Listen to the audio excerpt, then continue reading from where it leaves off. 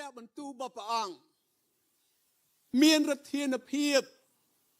ព្រះបន្ទូលរបស់ព្រះអង្គមុតជាងដាវមុខពីរប្រហែលអ្នកស្គាល់ដាវនៅសម័យដើមជនជាតិអ៊ីស្រាអែលគេប្រើដាវ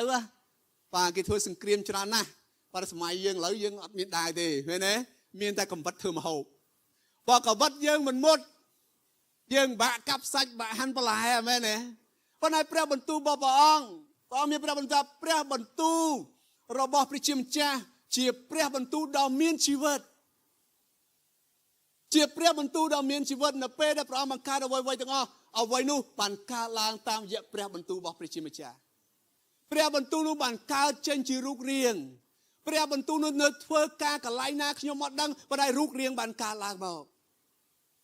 ព្រះបន្ទូលរបស់ព្រះអង្គមុតជាងដាវមុខពីរទៅទៀតព្រះបន្ទូលរបស់ព្រះអង្គមុតជាងដាវមុខពីរទៅទៀតគ្រប់ទាំងឆន្ទៈគ្រប់ទាំងព្រលឹងគ្រប់ទាំងវិញ្ញាណសន្លាក់ឆ្អឹងខួរឆ្អឹងត្រូវបានកាត់ផ្ដាច់ដោយព្រះបន្ទូលរបស់ព្រះជាម្ចាស់តើព្រះបន្ទូលព្រះអង្គមុតជាងដាវមុខពីរមានអត្ថន័យបែបណាប្រហែលជាពេលខ្លះលោកអ្នកបងប្អូននៅក្នុងបន្ទប់នេះស្ដាប់ព្រះបន្ទូលដូចជាលួងលោមសប្បាយចិត្តណាស់ថ្ងៃនេះលោកគ្រូអត្ថបាយល្អណាស់ឃើញទេថ្ងៃហ្នឹងសប្បាយចិត្តទៅដល់ផ្ទះហូបបាយ2ចានឃើញទេដោយព្រះបន្ទូលល្អពេកព្រះបន្ទូលលួងលោមព្រះបន្ទូលលើកទឹកចិត្តយើងកំពុងតែមានបញ្ហាផងប៉ុន្តែព្រះបន្ទូលថ្ងៃនេះលួងលោមខ្ញុំផ្ដល់សេចក្តីសុខសាន្តដល់ខ្ញុំសប្បាយចិត្តប៉ុន្តែអត្ថន័យមួយទៀតលោកអ្នកបងប្អូនព្រះបន្ទូលរបស់ព្រះអង្គកែតម្រូវអូថ្ងៃនេះសូវចង់ស្ដាប់ប្រមាណទេណាពីព្រោះព្រះបន្ទូលកែតម្រូវព្រះបន្ទូលរបស់ព្រះអង្គបញ្ឈប់អ្វីមួយដែលកំពុងតែមាននៅក្នុងជំរឿចិត្តរបស់យើងនៅក្នុងដំណើរជីវិតរបស់យើងព្រះបន្ទូលរបស់ព្រះអង្គកាត់ផ្ដាច់រាល់ទាំងបណ្ដាសាផ្សេងនៅក្នុងជីវិតរបស់យើងប្រហែលជាពិបាកពេលខ្លះនៅពេលដែលព្រះបន្ទូលរបស់ព្រះអង្គបានធ្វើកិច្ចការទាំងអស់នោះស្ត្រីម្នាក់គេតន់នៅពេលប្រពន្ធពើបាបព្រះបន្ទូលថាឈប់ធ្វើកិច្ចការទាំងអស់នេះឈប់ទៅវិញចុះមានសេរីភាពប៉ុន្តែកុំធ្វើកិច្ចការទាំងអស់ទាំងទៀតព្រះបន្ទូលព្រះអង្គបានឈប់រាល់ទាំងសេចក្តីដែលមិនល្អដែលកើតឡើងនៅក្នុងជីវិតរបស់យើងព្រះបន្ទូលបានកែតម្រូវទម្លាប់មួយចំនួនដែលយើងរស់នៅ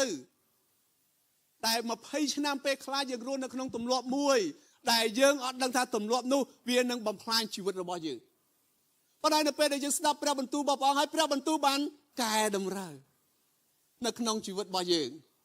ព្រះបន្ទូលនឹងជួយយើងនឹងការពារយើងដើម្បីឲ្យយើងចម្រើនឡើងក្នុងភាពជាសិស្សរបស់ព្រះយេស៊ូវគ្រីស្ទនៅក្នុងសូមបង្ហាញរូបភាពមួយបាទ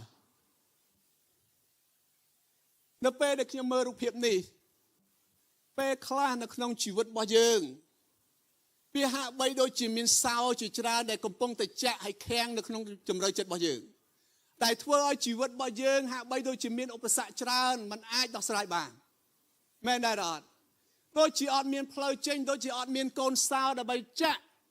ឲ្យយើងមានសេរីភាព 100% ជាអ្នកដែលជឿលើព្រះយេស៊ូវគ្រីស្ទ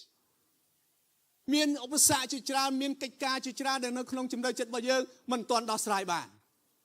ប៉ុន្តែលោកអ្នកបងប្អូនព្រះបន្ទូលរបស់ព្រះអង្គគឺជាកូនសោតែមួយដែលអាចចាក់គ្រប់ទាំងសោទាំងអស់ដែលបានកំពុងតែហាងជីវិតរបស់យើងអត់ឲ្យយើងមានសេរីភាពព្រះបន្ទូលព្រះអង្គនឹងរំដោះយើងឲ្យមានសេរីភាពដោយព្រោះព្រះបន្ទូលព្រះអង្គគឺជាព្រះជាម្ចាស់ដែលមានអំណាចចេស្តាគ្មានអ្វីមួយតែខត់ខាំងព្រះបន្ទូលរបស់ព្រះជាម្ចាស់គ្មានអ្វីមួយគ្មានសោណាមួយដែលមួមពេកតែប្រកែពេកខ្លាំងជាងកូនសោនៃព្រះបន្ទូលរបស់ព្រះជាម្ចាស់សោះឡើយនៅពេលដែលយើងឃើញរូបភាពនេះមានណាព្រះអង្គប្រទានពរឲ្យយើងមានសោដែលអាចចាក់គ្រប់ទាំងសោទាំងអស់មេសោទាំងអស់ឲ្យមានសេរីភាពហើយបើកឲ្យជីវិតរបស់យើងមានសេរីភាពជាមួយនឹងព្រះអង្គអេមែននៅក្នុងសភៅម៉ាថាយជំពូកទី16ខទី19បានចែងថា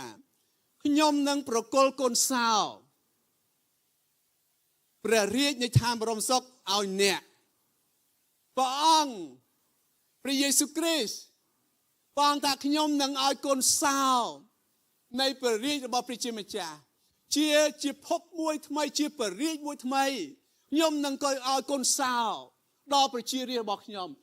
នឹងឲ្យកូនសោអស់អ្នកដែលជឿលើព្រះនាមរបស់ខ្ញុំនឹងឲ្យកូនសោអស់អ្នកដែលជាសិស្សរបស់ខ្ញុំអ្វីដែលអ្នកចងនៅលើផែនដីនេះព្រះជាម្ចាស់នឹងចងនៅឋានបរមសុខអ្វីដែលអ្នកស្រាយនៅលើផែនដីនេះព្រះជាម្ចាស់ក៏នឹងស្រាយនៅឋានបរមសុខដែរមានន័យថាម៉េចលោកណាបងមានន័យថាយើងមានអំណាចមានសោយើងមានអំណាចមែនអត់ព្រឹកមិញខ្ញុំឃើញសារមួយរបស់អ្នកគ្រូថាខ្ញុំមកដល់ហើយប៉ុន្តែបន្ទប់ជាប់សោបន្ទប់ជាប់សោធ្វើឲ្យមនុស្ស6 7នាក់នៅខាងក្រៅអត់អាចចូលក្នុងបន្ទប់បានមែនដែរអត់មែនទេពីព្រោះអត់មានកូនសោមែនទេបើវាយកំតិចខ្លាចជួសជុលទ្វារវាអស់ 4-500 វាមិនកើតអញ្ចឹងសុខចិត្តរងចាំដើម្បីចូលបន្ទប់នេះមែនអត់ព្រះជាម្ចាស់បានឲ្យសោដើម្បីឲ្យយើងស្រាយព្រះអង្គនឹងស្រាយដើម្បីឲ្យយើងចងព្រះអង្គនឹងចងនៅឯឋានបរមសុខគឺជាសោនៃព្រះរាជរបស់ព្រះជាម្ចាស់ដែលយើងមានសិទ្ធិមានអំណាចក្នុងការស្រាយហើយក្នុងការដែលយើងចងដែរលោកអ្នកបងប្អូនព្រះអង្គឲ្យអំណាចមកកាន់យើងព្រះអង្គឲ្យសិទ្ធិពិសេសបើសិនបើយើងមានផ្ទះយើងឲ្យសោតាណាម្នាក់បានន័យថាយើងផ្ដល់សិទ្ធិគ្រប់គ្រាន់ឲ្យអ្នកនោះចូលទៅកាន់ផ្ទះហើយធ្វើអ្វីដែលគេចង់ធ្វើព្រះអង្គបានឲ្យសិទ្ធិគ្រប់គ្រាន់ដល់យើងជាគ្រិស្តបរិស័ទដើម្បីចូលទៅកាន់ព្រះរាជរបស់ព្រះជាម្ចាស់អេមែនគ្មានអ្វីមួយដែលព្រះអង្គនឹងមិនអាចចាក់ឲ្យបើកចូលបាននោះឡើយគឺយើងមានសិទ្ធិមានសោដែលមកពីព្រះអង្គ